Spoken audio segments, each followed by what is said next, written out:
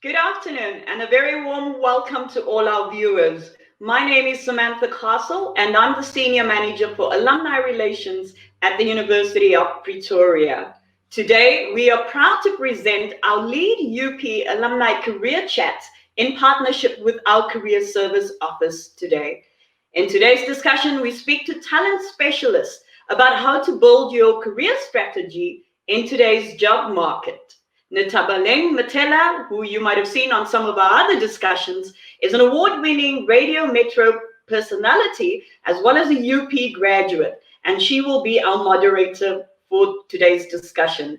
Thank you for tuning in, and we appreciate all your support, and we look forward to your questions in the live feed and on slido.com. Without any further ado, allow me to introduce to you our moderator, Netabaleng Matela.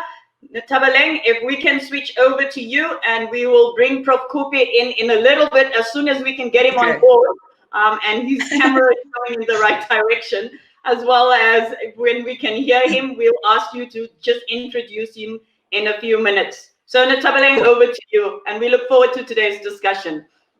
Thank you so much, Samantha. Good day to everyone that's tuning in. Thank you so much for taking the time to join us. As mentioned by Sam, my name is Ntabaleng Madela. I'm a Metro FM radio personality as well as DJ, but more than anything, I'm proud to say that I'm an alumni of the University of Pretoria. So it's a great pleasure for me to be hosting you this morning. And without any further ado, I'd like to say welcome to the LeadUP Alumni Career Chat. So today's event is based on job seekers, how to build your career strategy in today's job market. So we'll be centering the discussion around that. And today I'm also blessed to be joined by a strong panel of recruitment and selections experts who will share their expertise with you in terms of how you can better plan for your career, especially against, a backdrop of a job market that has become increasingly competitive. So we hope that by the end of this session, you will have a greater understanding on how you can, one, position yourself as a top candidate for jobs that you're applying for. Number two, we also hope that, all the critical elements that form part of your career planning process are ones that help you, you can identify those that stand out to you and also becoming increasingly receptive in a competitive market. And then lastly, we hope that you can approach the process of job hunting in a way that'll give you an edge over your fellow peers.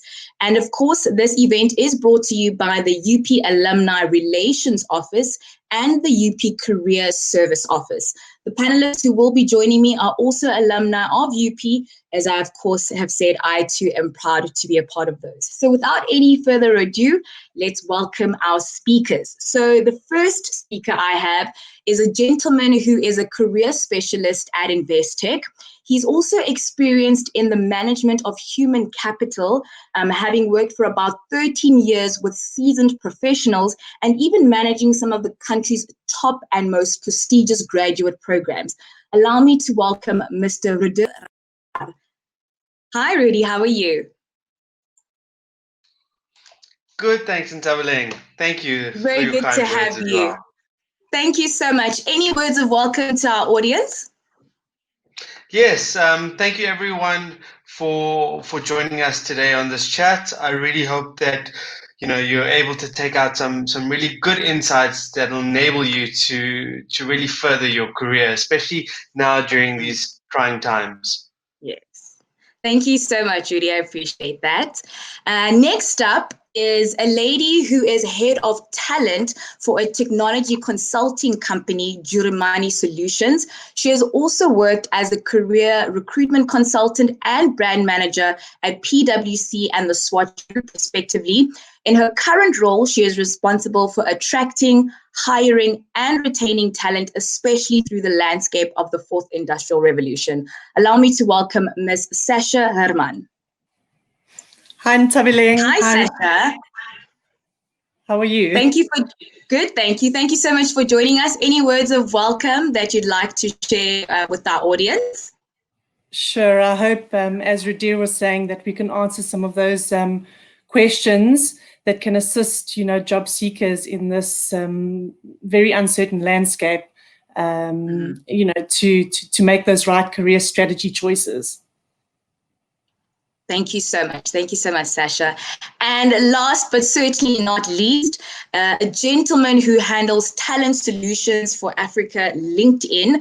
His mission and purpose, as well as his passion, is helping young African students, graduates, as well as professionals get access to economic opportunities. He works quite closely with university and student career and alumni service professionals to assist young African professionals to actually get hired. Part of his programs for students provides them with the resources to let graduates know the benefits of LinkedIn, especially building a strong profile, building a professional brand presence, and helping them to get hired through specific job topics. Thank you so much, Mr. Stuart Samache, for joining us. Hello, how are you doing? Hi, Stuart. How are you? Superb. Any words of welcome to our audience? It's time to do the work and get hired on LinkedIn. I'm going to be giving you practical tips of what you can do today to change your job strategy, your attitude, and to get a job. Yes, thank you so much, Stuart. Looking forward to that. So, ladies and gentlemen, there you have it. That is our amazing panel for today. So throughout the discussion today, you are welcome to post any questions that you may have towards each of the panelists. You can do so using Slido. So just make sure that you use the hashtag LeadUP15July. You can post all of your questions there. And as well as when we're running a poll, you can also add your answers there. So before we actually get started with our panel, let's perhaps do our first poll, and then we'll go into questions from there. So the first poll that we have for you today is, would you like to learn more about how to prepare for a virtual interview? Yes, I would like to learn more, or no, I'm not interested. Cool. So while you put your answers in there, I think let's get straight into the discussion. The first question that I have for each of you is, in the context of a job market that has, of course, been affected so severely, by this credit downgrade that we see, not only that, but COVID-19 pandemic as well, should people still engage in career planning? Rudy, maybe we can start with you. Sure. In Tabeleng, I think absolutely. I think specifically during these trying times, the fundamentals of your job search still remain the same. All right. And I always say start with doing in-depth research on companies that appeal to you for whatever reason, and try to connect to them on a deeper level. And I always recommend to people that culture should be one of the main things individuals should be looking for. Do they resonate with the values of the organization that they're interested in? And probably one of the best ways to really understand that is to start connecting with people, right? Look at your current immediate network, whether it be, friends, family, people you've studied with. And listen, if you don't know anyone who works, at the organization, well, then there's always LinkedIn. And I'm sure Stuart will jump onto that around, connecting with individuals that could give you advice and who could really give you the inside scoop, because that's what you want, the inside scoop on what is it really like working at an organization. Sure. Thank you so much for that. Sasha, would you like to add to that? Do you believe that people should still engage in career planning? Absolutely. I mean, we are in the age of rapid technology adoption, and with COVID-19, this has just accelerated the rate at which organizations need to digitally transform. And so we need to be thinking about our environments, our work environment, and how that could potentially change because of technology. Our titles might not exist in 5 years from now. And so how are you working on your career plan, setting those short-term and long-term goals to evolve and keep up to date with what's changing? You're going to be left behind if you don't stay relevant to technologies and how that's impacting the work that you're doing and the environment that you're in. Thank you so much, Sasha. And then Stuart, with you having, such a strong background and expertise with the realm of LinkedIn, how does one, practically engage in career planning, perhaps using such a platform as LinkedIn? Well, before you even get on to LinkedIn, I think ultimately you should know thyself. What do you know about yourself? What are you good at? What do you aspire for? And what kind of a space would you like to work in? And then become more strategic in your planning in terms of how you're going to approach the whole job hunting. That's way before LinkedIn. Why that is critical is that once you're on LinkedIn, you're now going to build up the personal brand that speaks to those aspirations, that speaks to those career goals, that speaks to that industry, specifically using terms that industry uses. And that also on LinkedIn now you're going to then find like-minded professionals through groups, through searches, and begin to learn from them how to speak like a professional in the business, how to find a job in that business. So definitely before LinkedIn, let's get our clarity right. What is it we want to do? And then once we know what it is we want to do, like Ruth said, plan out who are the companies, who are the influencers, and get onto LinkedIn and tell that story now in terms of shaping a brand for the opportunity. Thank you so much, Stuart. I really appreciate that. So the next question that I have for you is, with youth unemployment continuously rising, how important would you say is the ability to network effectively? Rudy, let's perhaps hear from you.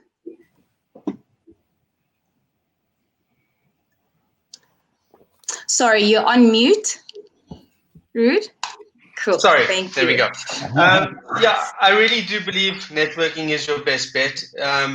It's the quickest way to get noticed by the individuals who are going to be in positions to help you with your career. It can sometimes be a bit daunting to have to network if you're not someone who, enjoys interacting with people quite easily. But what I recommend on what Stuart had mentioned previously is really start with yourself. Understand who you are. And whilst you're doing that, I always recommend to students specifically is create your little elevator pitch.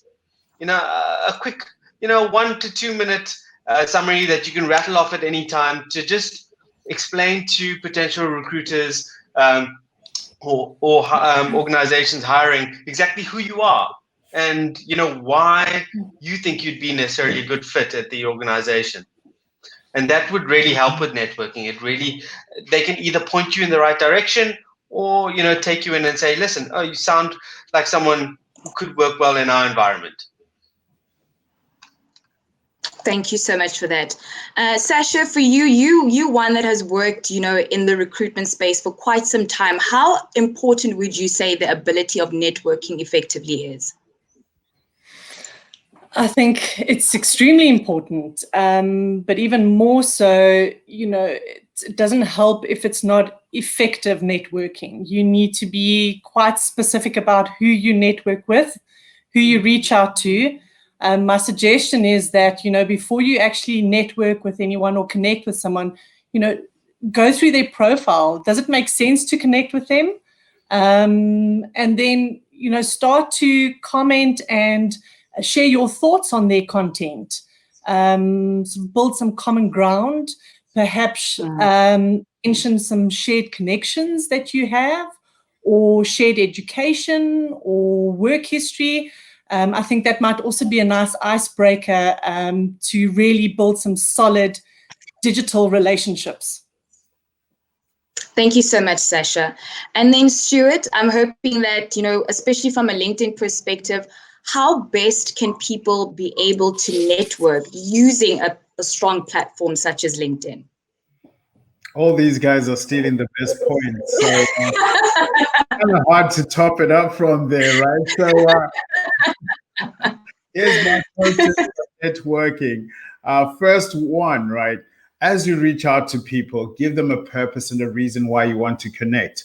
And if anything, in the back of your mind, 3 words I want you to remember: give, give, give. Give love. Like Sasha said, interact with the person's content first. Give your knowledge and your time to understanding the organization and the person. So research the institution, research the culture. hitting me up on LinkedIn and saying, do you have any jobs currently open, shows you have not put in the work to understand my organization or what it is I actually do in the organization. So be very mindful in terms of, as you're reaching out to people, you're not asking for jobs. Yes, that's ultimately what you want to do. But as you're reaching out to people, what you want is information that will help you be ahead in terms of understanding the problems the organization has, the culture the organization has, the development opportunities the organization has. Give. And the last give was really about, of course, give some love to that person 5 times before you ask for a job or you ask for anything. So interact with my content, comment on it, research our organization, network with me first before going straight for the kill. It's not just about you, it's about other people. Yes. Sure. Thank you so much for that, Stuart. And just coming off what you said now, we actually have a question from Michelle who's asking, how do you go about networking effectively? I mean, we're told to network effectively, but how exactly is the right way to go about networking effectively? Can I go first? Because these guys will still... Yes, you may. So here's the thing, right? LinkedIn is about data. Let's be smart about the data that we see. So when you post out content, who's interacting with that content? Go and click with that number of people who have interacted with the content is. How many of those are your first degree connections? How many of them could offer you access to the jobs and the opportunities that you're seeking? Reach out and connect with those people, but meaningfully. It's not a popularity contest. Give context in terms of why you want to have that relationship. Thought leadership, experiences, opportunities to learn from you, to learn more about your organization. That's one thing. Number 2, groups is underestimated in Africa. Hear me now. If you don't hear me now. Get into groups. There are so many subject matter groups available on LinkedIn specifically for the industries or the skills that you have. So get into the groups, not again to overtly sell yourself or to look for a job immediately, but to understand the tone and the opportunities and the problems that are in that sector. And then based on the traffic, based on the people you're seeing who are talking about it, then reach out, follow them. You don't have to connect with everybody. So on LinkedIn, yes, it's about connections, but you can follow an influencer. That's also part of your networking, because what will happen is the content that person sends out, you will read it all the time. So be smart about the data. Go back to the posts that were most successful for you or for someone else. Who's interacting with them? Who's commenting? What's a kind word I can say about it before I reach out to the person? I've invoked curiosity. So there's so many ways to do it, but ultimately data, data, data. Thank you, Stuart. Sasha, is there anything you'd like to add to that? I think we should also not forget about connections that you already have, like, if you've attended the same university, connect with those people. I know that UP has got a platform where alumni can connect, and also connect with previous colleagues that you've worked with before. Thank you so much, Sasha. Rudy, I think it was you that mentioned the elevator pitch, correct? Could you perhaps present an example of what would be a strong elevator pitch? That was a question that came from Munich. Okay, you're putting me on the spot. So listen, I haven't done this in a while. So elevator pitch essentially, right, is a brief summary of who you are and why someone would want to be connected with you, all right? Or what could they potentially get out of the relationship? And to give you a brief example, if I had to explain or briefly meet someone, and the reason why it's called an elevator pitch, as well, is imagine yourself being stuck in an elevator with someone who could potentially give you your dream job. What would you do? What would you say to that person to make sure that you can extend your time with them a bit longer than just being stuck in the elevator? So, for example, my name is Rudir. My colleagues actually refer to me as Rudes. I have over 13 years experience in the talent space, working across major corporations within FMCG, banking, and have worked across talent management. I'm particularly passionate about, educating and raising youth in South Africa. And I really believe that, I'd like to connect with you, and I think we could add some value to each other's worlds. I think also try to be as authentic as possible. I was actually just about to add that to say, Sorry. Thank you, Rudy. And also, I think one thing that we're realizing is that it's also important to have those soft skills in order to be able to, do an elevator pitch such as that. So, could you perhaps, talk to us about the soft skills that recruiters are looking for in candidates at the moment? Okay, so was that to me because I lost you for a second? Okay, so soft skills. Yes, Stuart, that was to you. Thank you very much. In terms of soft skills, one of the number one soft skills they're looking for is your creativity skills. So if I'm thinking as a student right now, one of the ways I can demonstrate my creativity is using the tools and the things that are available to me today.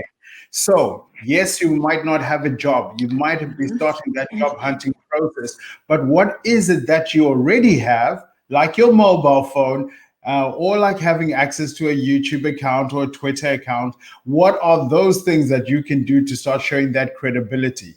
So do the work. I think ultimately that's the message there in terms of what you can start doing to show credibility. Volunteer your time and your services, whether it be even for a family business. You can still document that as experiential. So that whole creativity of what you've done with your time right now while you're job hunting matters. It absolutely matters. So creativity is the number one soft skill. And speaking of soft skills, there's a couple others which are top 5, but I want to be mindful of time.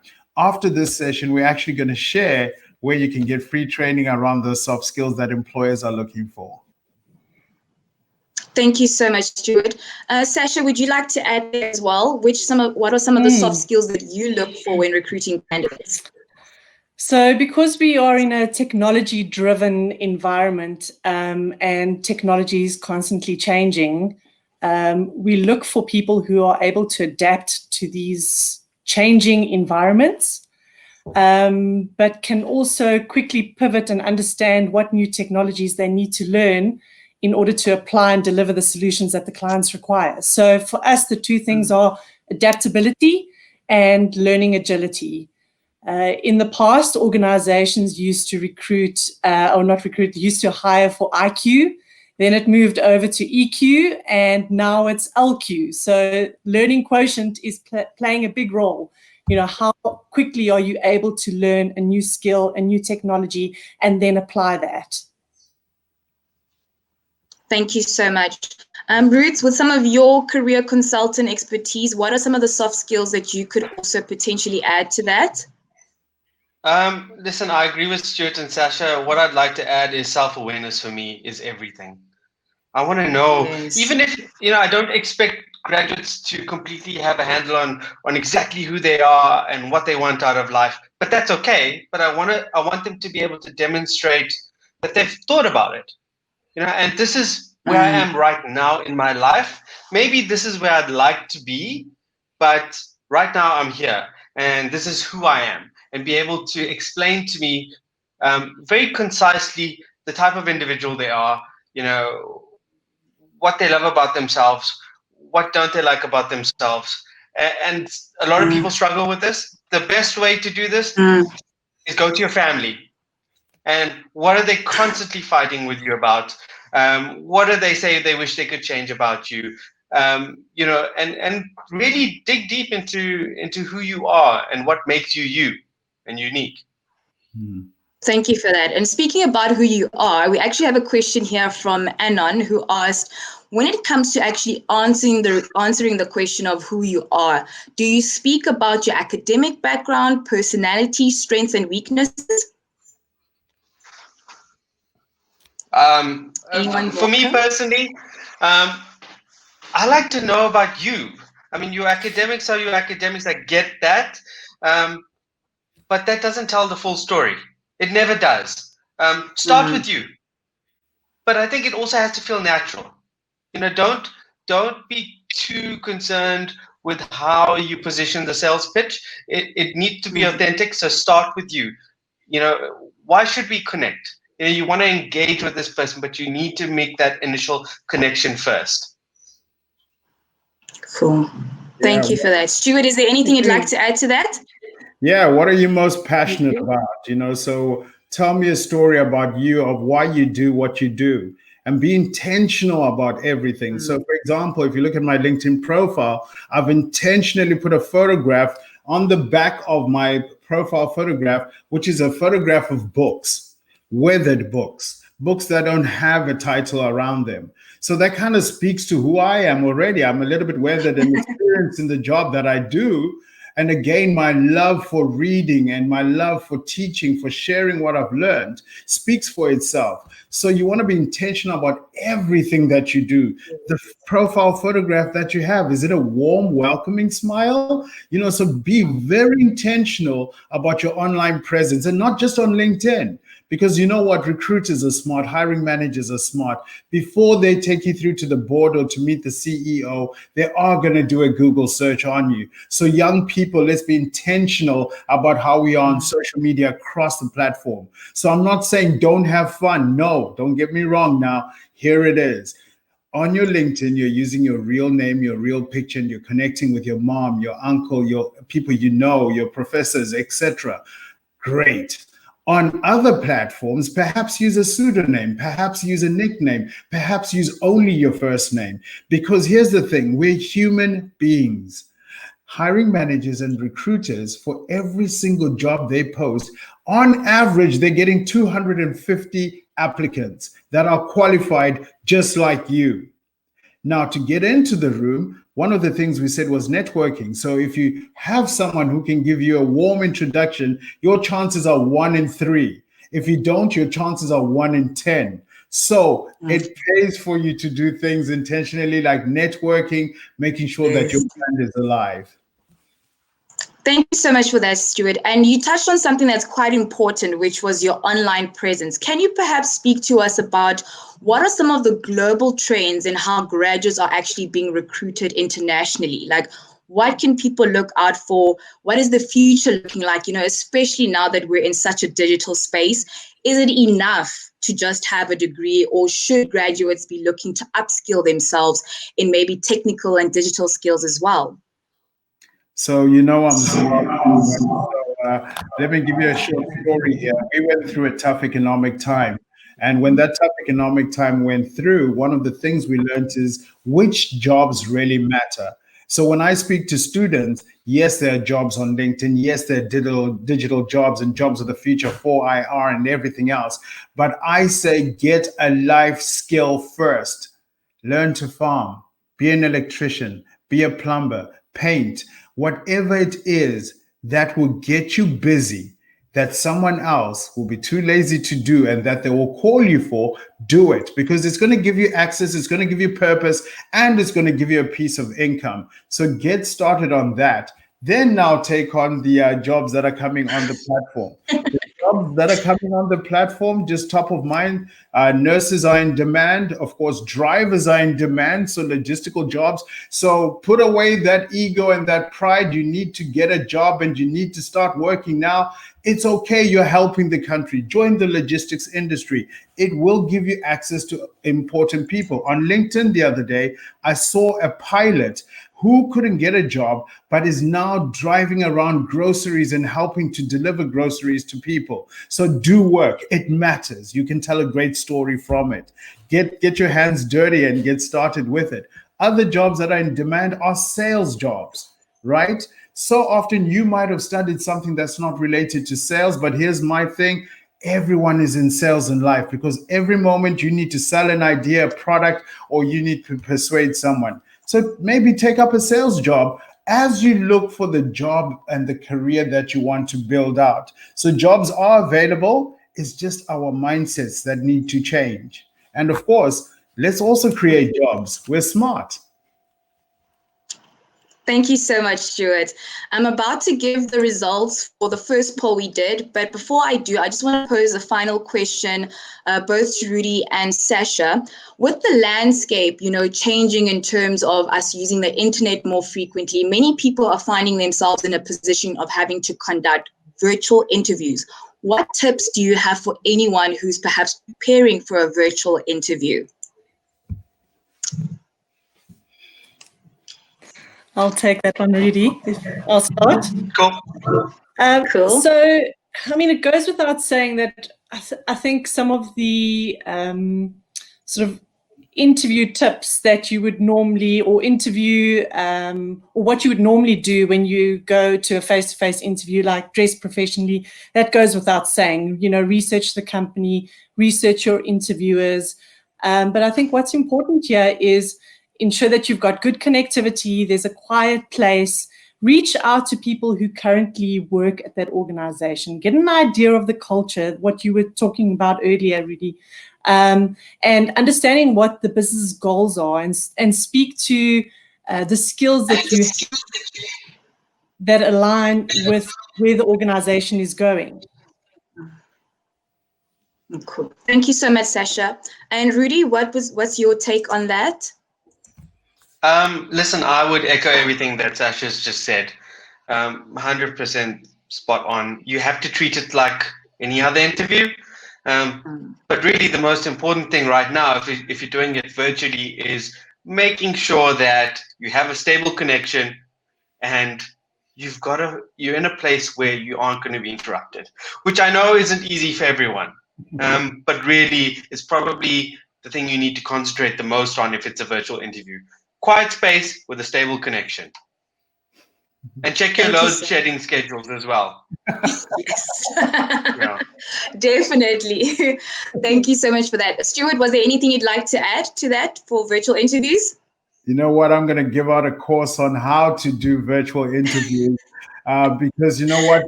The smaller things matter, like just where your camera is, for example. It's a small thing you might think, but doing an interview where the camera traditionally will be a little bit lower and it's looking up your nose is quite unflattering. So there is a digital body language course that teaches you about your posture, the lighting that you use, and of course the sound and everything else. So I'm going to give away a course at the end of this. Lovely. We're looking forward to that. Thank you so much, Stuart. Okay, without any further ado, I'm going to give you the poll results from the previous poll. Would you like to learn more how to prepare for a virtual interview? 100% of you said yes, which is absolutely great. Now we're moving over to our second poll. Do you feel you have positioned yourself well in today's competitive job market? Yes, I have, or no, I would like to learn more on how to market myself. So those are, you can now put your answers through for that. So we can move over to our second round of questions. Cool. So the first question I have is, how should people approach, the process of job hunting, given how competitive the market is today? Stuart, perhaps you can unpack, the power of LinkedIn and leveraging from your alumni across the globe. Okay.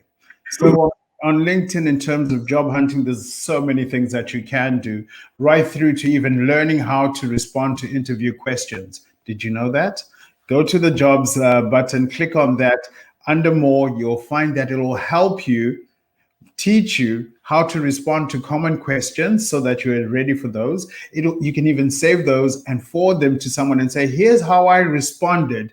What would you encourage me to change in terms of my tone and my language? So that's just one thing. Another thing is setting up job alerts. Take the time to go in and set up alerts for the companies and the organizations that you want to work for. And on a piece of paper, on a spreadsheet, keep track of those organizations that you've actually applied for, or the organizations that you're following, and how many people you actually know in those organizations. Because like I said, you want to get a soft intro into it because your chances are 1 in 3 rather than 1 in 10. On LinkedIn, another thing to help you, go and follow the companies. When you follow the organizations, every time they post content, you have an opportunity to interact with the content, see who in the company is posting it, and at the same time, understand what they're dealing with right now. So that when you have that video interview, you're contextual in your response. You're responding about, I saw this about your organization 3 days ago. Tell me more. Remember, you want to take a little bit of control in that interview. You want to ask smart questions. So do that in terms of preparing for jobs. The last one, I promise, is leverage your network. The people that work in that organization, it's to reach out and say, I'm looking to do what we call an informational interview. That's how you find the hidden jobs. It's just having a conversation. Tell me about your career. How did you end up in this job? What's the exciting thing about working here, right? What are the problems you're having here? Because from that conversation, you will get intrinsic information that will help you be smarter in building a strategy. But you got to have a strategy. You got to have a strategy. Yes. You got to know who you're targeting. You got to have targets in terms of who you're reaching, etc. So I'm going to stop right there. Thank you so much for that, Stuart. Rudy, is there anything you'd like to add in terms of how people should approach, the process of job hunting, given how competitive the market is today? I think Stuart's covered most of the areas. What I would also like to add on is ask people about what they hate about working at the company or what they dislike the most. Because in my opinion, if you can deal with the not so nice parts of the job, then you're a for a way, right? If you can deal with the bad parts, the good parts are just 10 times better. Yes. And we emphasizing on your networks and building your networks in LinkedIn. Don't forsake your family as well. Any family members that are working at corporate, speak to them and ask them for their honest opinion. You just really want to know what it's like to work in this organization, because there's going to be something that's either going to scare the living daylights out of you, or it's going to be something that's really going to get you excited and amped to really connect with people at the organization. Thank you so much, Rudy. Sasha, I just want to ask you, with your years of experience, how important would you consider mentorship? We actually have a question here from Salby who's asking, as a young graduate, how does one convince an experienced professional to be their mentor, especially one who has a very large network? Do you think mentorship is important?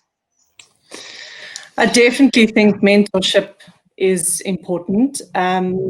There's certain things that, as a student, you need to navigate through, and there's no better person than a mentor that can help guide you through these difficult transitions. So I think it's important to identify a mentor, and certainly somebody's not, if somebody's going to be a mentor, that person is willing to give up the time and the energy to help you through these things. So if the person's not willing, then they shouldn't be a mentor.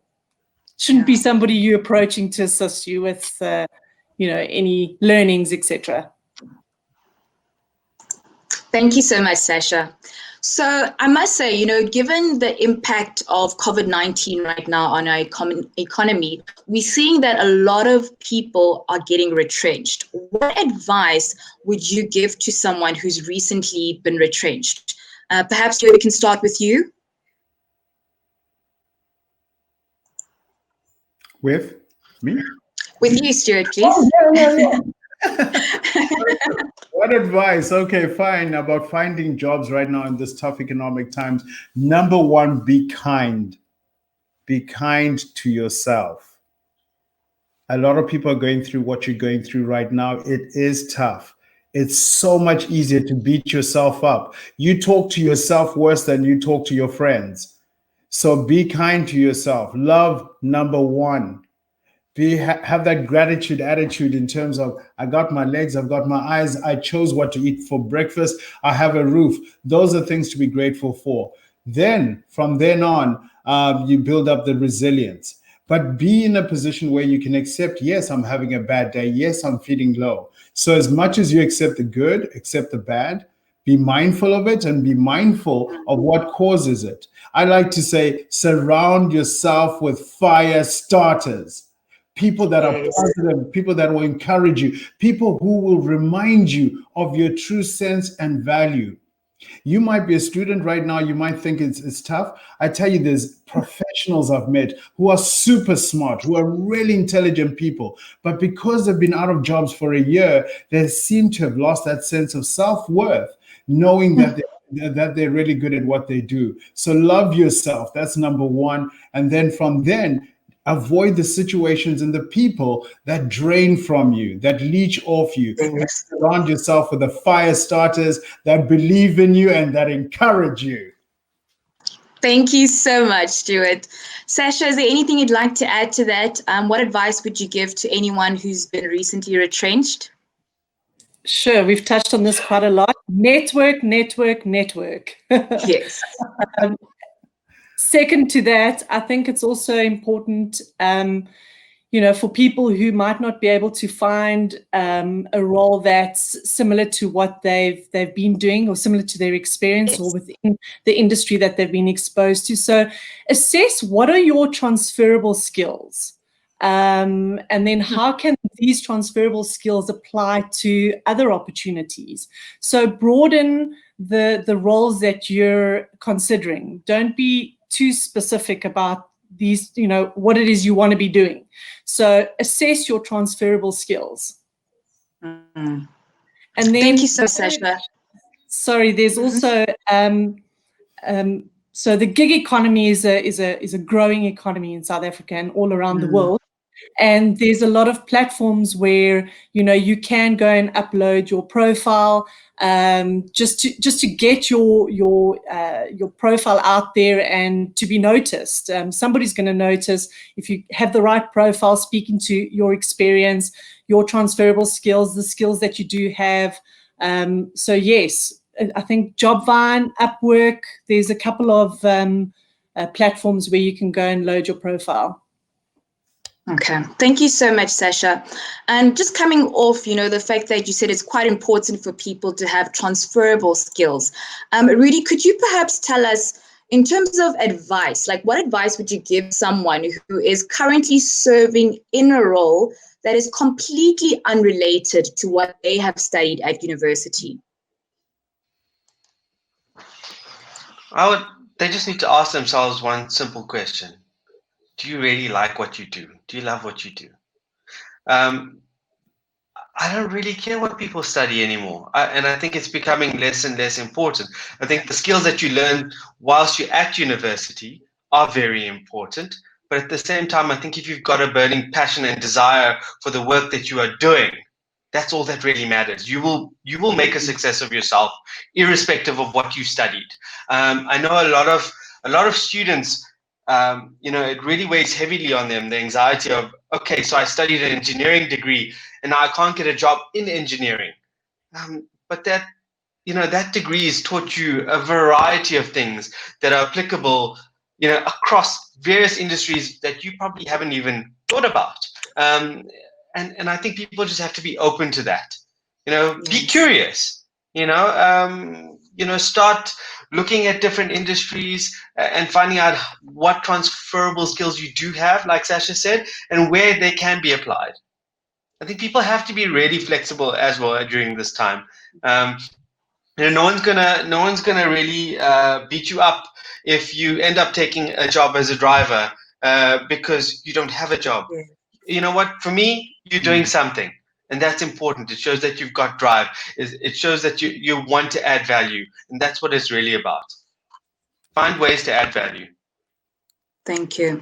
Thank you so much, Rudy. I can definitely attest to what you're saying, because I myself, I have a BCom in economics as a qualification, but through my times as an analyst and having to do quite a lot of presentations to clients, that's how I actually learned the skills on how to present. And now I'm in media. So you should never feel boxed in based on what you've studied. You can always transfer into another career should you find yourself in a position such as that. And we actually have a question here from someone that says, it's anonymous, saying, I'm a teacher.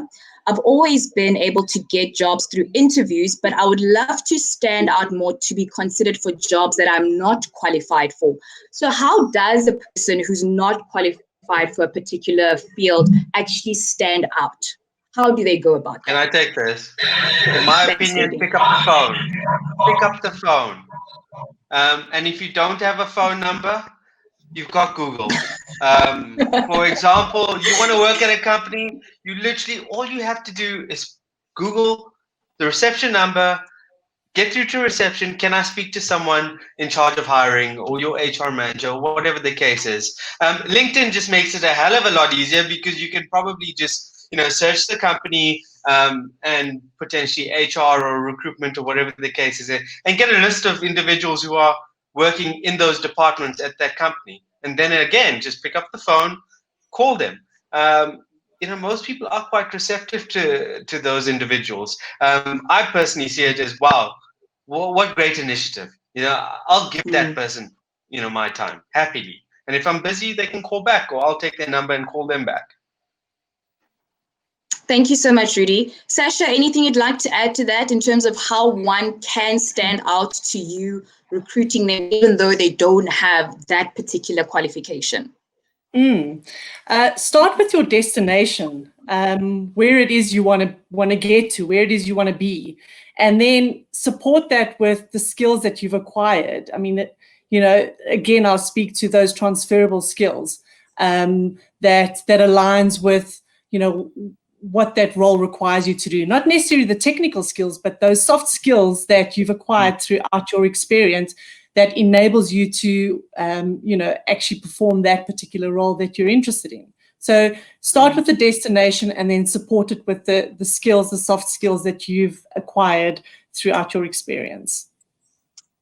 Thank you so much, Sasha. And from you, Stuart, anything someone can do in order to stand out despite their qualification? I work with a lot of professionals that are in transition. So it's a common question. So what you need to do on LinkedIn and what you can do on LinkedIn is putting yourself out there in terms of the content you're sharing. So start leeching and reading everything about that particular industry, understanding it, then contextualizing it to the local market or to that organization and start sharing that content.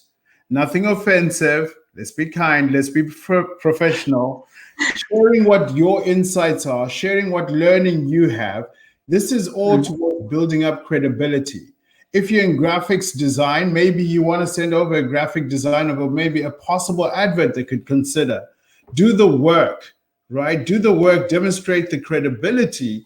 Then it makes it easier for you, for people to go in and look at your profile and say, hold on a second, he was in the catering industry, but everything that he's sending out is around the software and the digital industry. And this has got to be across all platforms that you have working for you in terms of getting a job. So it shouldn't be a question of your LinkedIn profile speaks that way, but your Twitter account is something else. Again, organizations are looking for people that will go out there and best represent them and their brand. So when you're not in the room, what is your Twitter account saying about you? What is your LinkedIn account saying about you? So do the work and demonstrate it on your profile by putting images, presentations, documents that show you can deliver.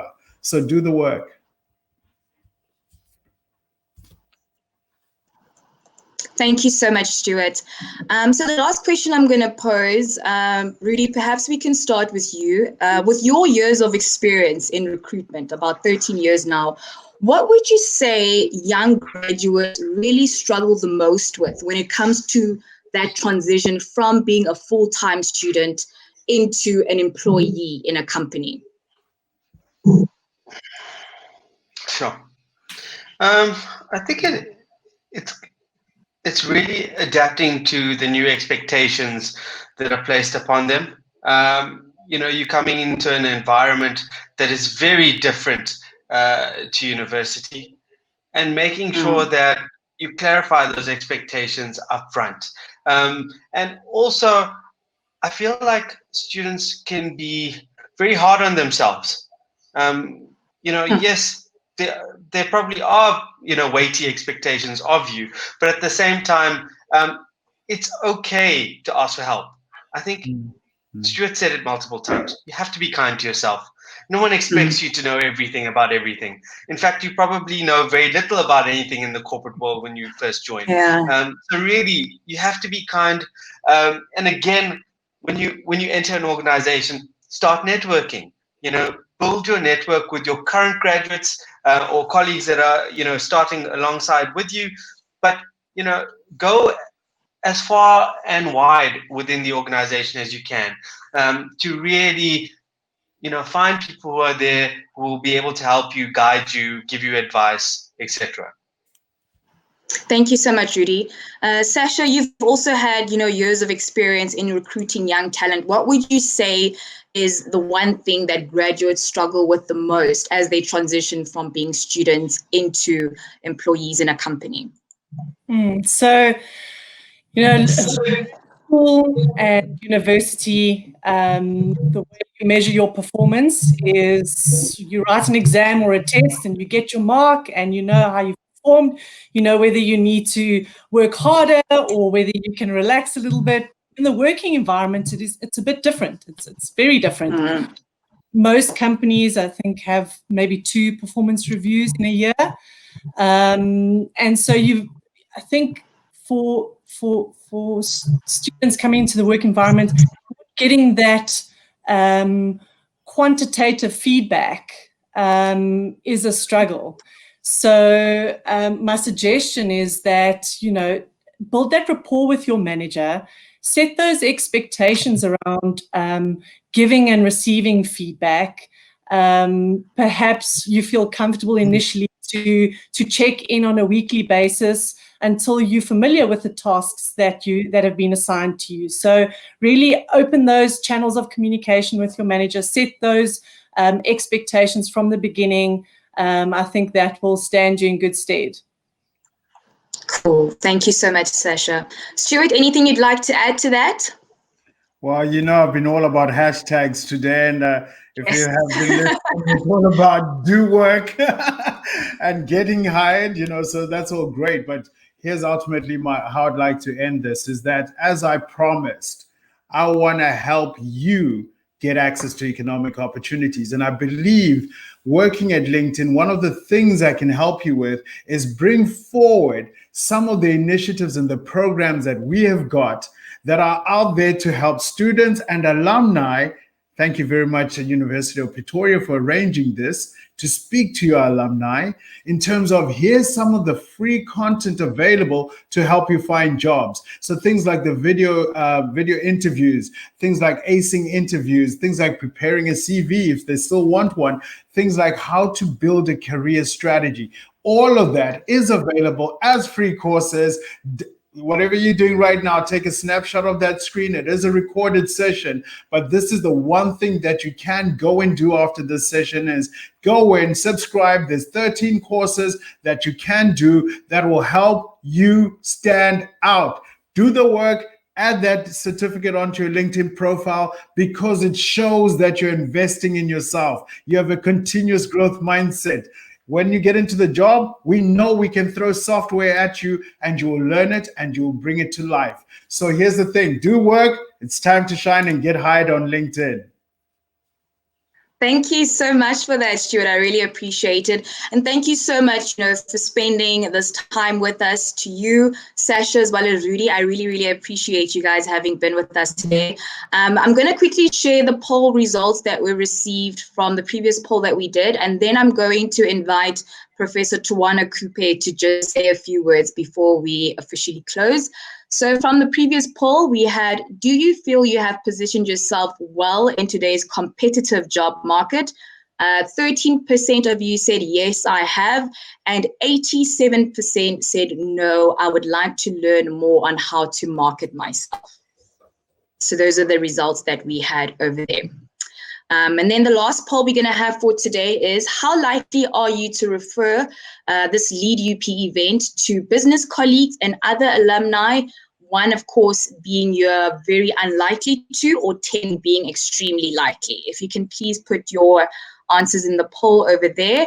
And then I'd like to hand over to Professor Tawana Kupe, if he can say a few words before we... Thank you, Ntabeleng. Hi, Professor. Award-winning Metro radio presenter. Thank you, Rudy. Thank you so much. Thank you, Sasha. Thank you, Stuart. I think this was wow. I mean, the insights, the advice, this is exactly what matters to our alumni. Alumni of a top university anyways. So last night, Stuart, you want to hear this? When I woke up, one of the messages on the lineup on the screen on my phone was a person on LinkedIn saying, "You're going to have a smile today. Do you know that UniRank, which ranks universities in 13,000 universities in 200 countries, released its ranking when I was asleep?" And what does the ranking say? UP is number 1 in South Africa, number 1 in Africa, 183 global. And so that's the news from yesterday, and we were going to have this. So from what I get from you guys, it's fine to get a good degree, a very good degree, let me say, from UP, but you need some value add.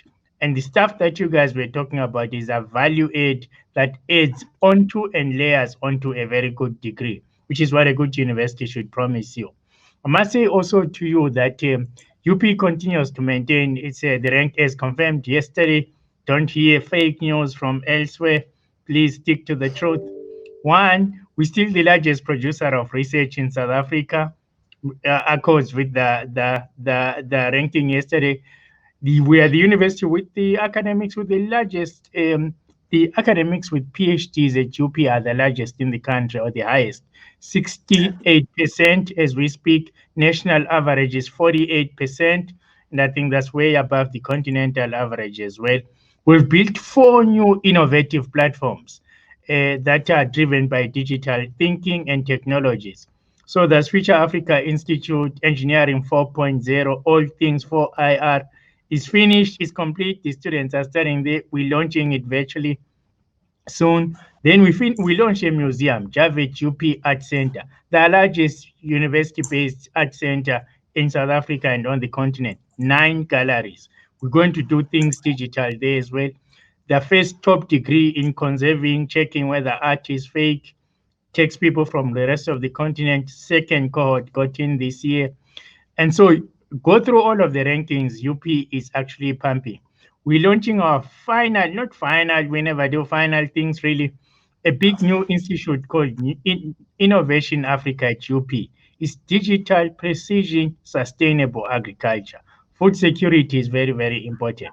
We've also launched the Pan-African Cancer Research Institute to be the largest cancer research institute on the continent. So UP is pumping its alumni, award-winning, top in all of their companies. You heard them, you saw them for yourselves, and we're still a top sporting university. We lost a couple of games to Stellenbosch, but that will be sorted as soon as the lockdown is over. But we've won 3-4 years in a row, the top varsity sport university. So we both brains and bronze combined together. We are unstoppable, and thank you very much to all of you. Thank you so much, Professor Tawana. We really appreciate it. Thank you so much for being with us. Also, thank you to Rudy, to Sasha, and to Stuart. I really appreciated having you on the panel. But most importantly, thank you to everyone who was joining in today's session. Please make sure not to miss the next session that'll be taking place on Wednesday, the 22nd of July, from 5 p.m. to 6 p.m. That is South African time.